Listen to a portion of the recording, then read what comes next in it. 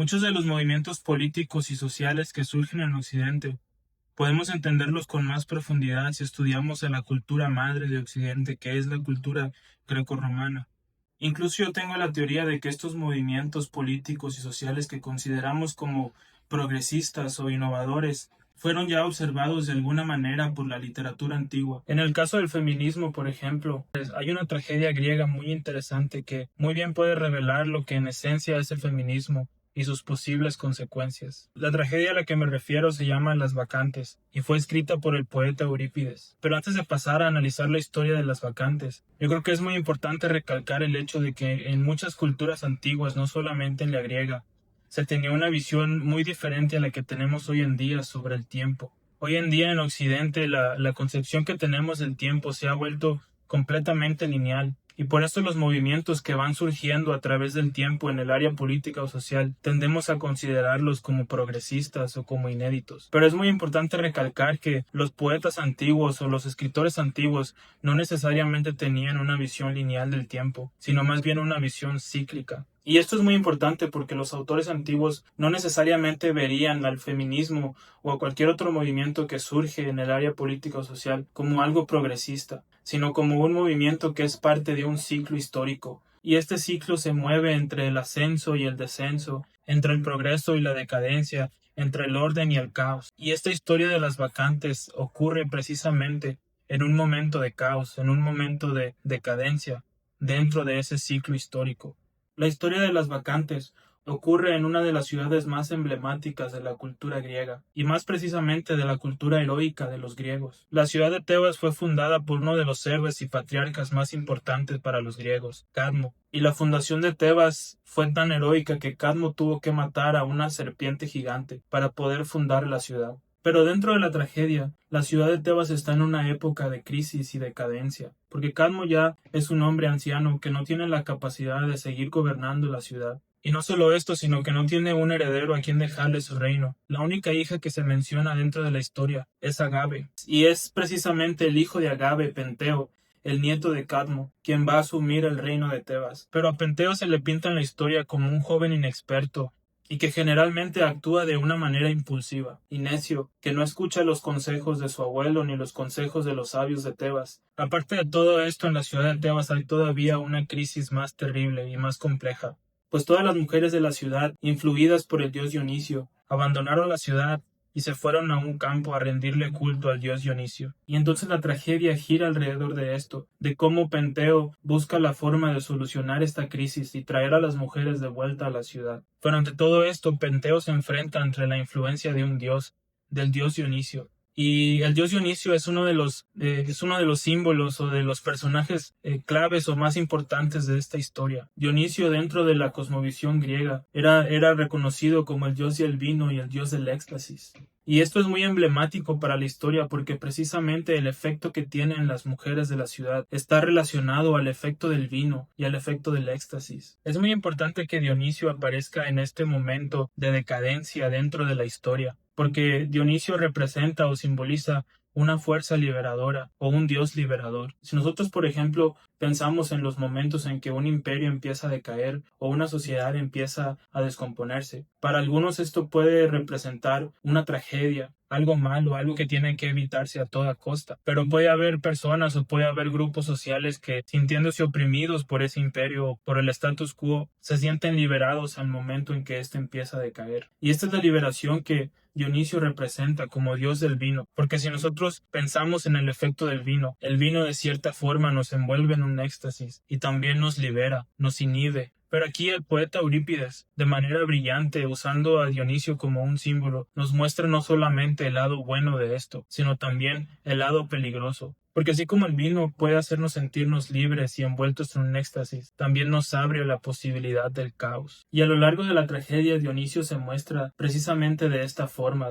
bajo esta dualidad, por un lado como una fuerza liberadora y por otro lado como una apertura a la destrucción y al caos. Y quizás precisamente por eso esta historia es perfectamente una tragedia. Ante esta crisis, los ancianos y los sabios de Tebas le aconsejan a Penteo que no actúe de una manera impulsiva, porque estaría enfrentándose ante los decretos de un dios. Pero Penteo, al considerar esta forma de actuar de las mujeres una forma deshonrosa y peligrosa, decide usar la fuerza para traer a las mujeres de vuelta a la ciudad. Empieza a convocar a sus ejércitos y a enviarlos para traer a las mujeres de vuelta a la ciudad. Incluso Cadmo, el abuelo de Penteo, le aconseja de que esto es un error, porque no estaría enfrentándose simplemente contra un grupo de mujeres, sino contra la fuerza de un dios. Pero Penteo, siendo inexperto, decide ignorar los consejos de su abuelo y opta por seguir usando la violencia para traer a las mujeres de regreso a la ciudad. Pero ante la violencia de Penteo, en la historia se menciona cómo las mujeres, bajo ese éxtasis de Dionisio, adquirían una fuerza sobrenatural.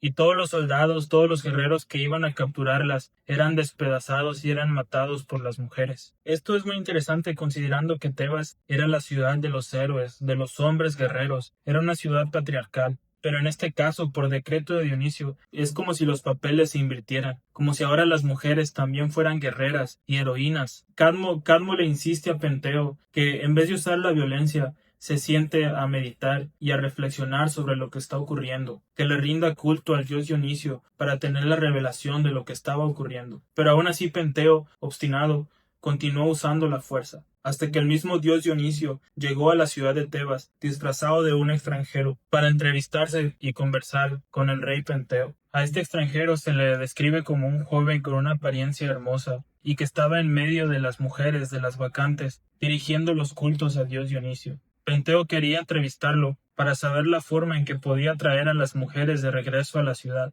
pues todas las cosas que había intentado ya habían fracasado. Pero el extranjero, que en realidad era Dionisio disfrazado, le aconsejó lo mismo que le habían aconsejado los sabios de Tebas junto con su abuelo Cadmo, que no usara la violencia y que más bien reconociera y rindiera culto al dios Dionisio. Pero Penteo, otra vez no aceptando los consejos, escaló la conversación hasta el punto en que terminó encarcelando al extranjero. Dionisio, todavía sin revelar su identidad, una vez en la cárcel, empezó a desatar mucho caos en la ciudad de Tebas. Hubieron incendios y tormentas y terremotos y destrucciones que solamente agravaron el caos en la ciudad de Tebas. Y una vez que Penteo ya estaba al borde de la desesperación, decidió convocar otra vez al extranjero para conversar con él. Y en este caso el extranjero, que en realidad era Dionisio, al entender que Penteo no iba a dejar su obstinación, decidió jugar con él y engañarlo. Le dijo que lo que podía hacer para traer a las mujeres de vuelta a la ciudad era disfrazarse de mujer para ir a los montes y espiar a las mujeres, para así entender qué era lo que estaban haciendo y poder ponerles una emboscada. Penteo, ya desesperado,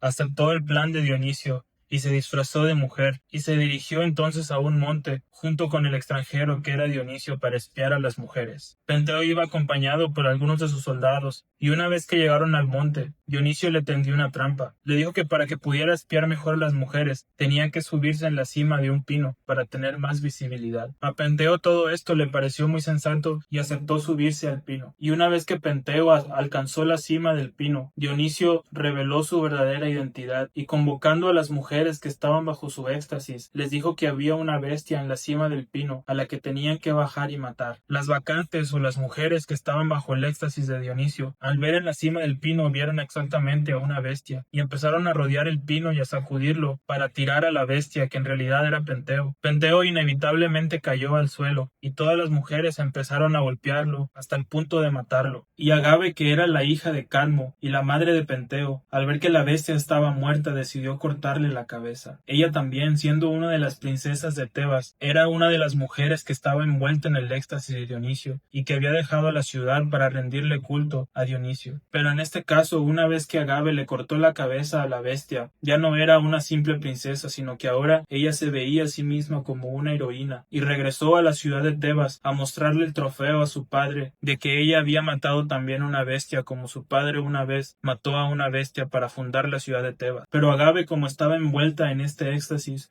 no podía darse cuenta que la cabeza que llevaba en la mano era la cabeza de Penteo, su hijo. Y una vez que se presentó ante Cadmo, la impresión de Cadmo fue tanta que no pudo contener su angustia y le empezó a reclamar a su hija sobre lo que había hecho. Pero Agave todavía no podía ver lo que había hecho porque todavía estaba bajo este éxtasis. Fue hasta después de un tiempo dentro de la conversación con Cadmo que poco a poco el éxtasis se fue desvaneciendo, hasta que Agave pudo ver que la cabeza que llevaba en su mano no era la cabeza de un león, sino la cabeza de su hijo Penteo. Y aquí es donde se desata toda la fuerza y todo el mensaje de esta tragedia griega. Aquí el poeta Eurípides nos muestra de una manera brillante los dos argumentos o los dos lados de este momento histórico. En mi opinión, el feminismo es un movimiento que poco a poco se ha ido envolviendo en ese éxtasis de liberación y que ha adquirido una fuerza muchas veces incluso sobrenatural, como se describe en la historia. Pero aquí el poeta Eurípides no solamente nos muestra el lado positivo de esto, sino también el lado negativo, el peligro que puede surgir de este sentimiento extasiante de liberación. Y por otro lado también nos muestra el error de Penteo, el no querer abrirse a reflexionar sobre lo que estaba ocurriendo, es decir, el querer usar la fuerza para restablecer el orden. Aquí se nos muestra en la ciudad de Tebas una ciudad heroica, una ciudad masculina, una ciudad patriarcal en decadencia, en la que las mujeres, lo femenino, empieza a sentir liberación. Pero quizás la lección más importante de esto es que ese sentimiento de éxtasis que genera esa liberación puede ser tan potente que puede llegar incluso a la aniquilación de la masculinidad, de la manera en que las bacantes mataron al símbolo del orden, al rey de Tebas. Y no solo esto, sino la relación de Agave con Penteo, siendo madre e hijo, que fue la misma madre de Penteo la que terminó por aniquilarlo, por cortarle la cabeza, como simbolizando que el fin de esto sería la completa aniquilación, la completa muerte de la masculinidad. Pero aquí el poeta Eurípides, como dije, nos trata de mostrar un equilibrio, un balance, el peligro que puede surgir de ambos lados y de ambas actitudes, como si quisiera restablecer el orden a través del equilibrio, a través de la armonía, lo cual es muy propio de los poetas trágicos. Yo creo que esta tragedia griega podemos aplicarla perfectamente a lo que estamos viviendo hoy en día en los países occidentales o en los países que han sido influenciados por la cultura occidental. Podemos decir perfectamente que la civilización occidental está en decadencia y siendo esta una civilización patriarcal y masculina que precisamente viene de los griegos, de esa cultura heroica de los griegos, y que a causa de esto han surgido muchos movimientos, no solamente el feminismo, pero muchos movimientos que están motivados por liberación, pero que tarde o temprano adquieren este rasgo extasiante que se describe en la tragedia, se convierten en movimientos completamente irracionales. Y creo que esta tragedia nos presenta con una sabiduría muy valiosa, en el que podemos ver los dos lados que surgen a causa de esta decadencia, que por un lado querer restaurar las cosas, el status quo, a través de la fuerza, y por otro lado abrirse completamente al caos, a causa de este sentimiento extasiante que genera la liberación. Si te gustó este video y quieres seguir aprendiendo sobre literatura antigua y cómo podemos aplicarla a nuestros tiempos, regálame un like y suscríbete.